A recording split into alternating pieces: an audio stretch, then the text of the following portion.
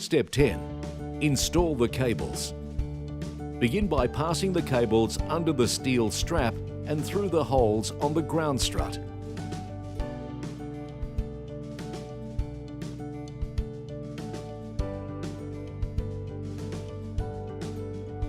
Please note, the cable closest to the road should have at least half the thread protruding through the hole in the ground strut.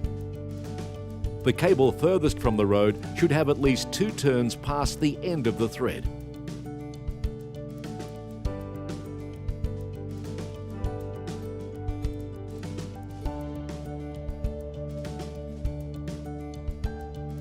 While holding the friction plate inside the impact head, pass the cable closest to the road through the bottom hole of the impact head, through the friction plate, and out the backside.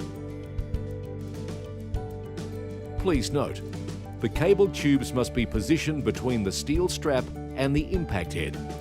Pass the cable down through the back side of the rail for the entire length of the system. Pass the threaded end of the cable through the cable sleeve on the cable bracket. Do not tighten the cable at this time. Repeat this process with the second cable, passing it through the top hole in the impact head.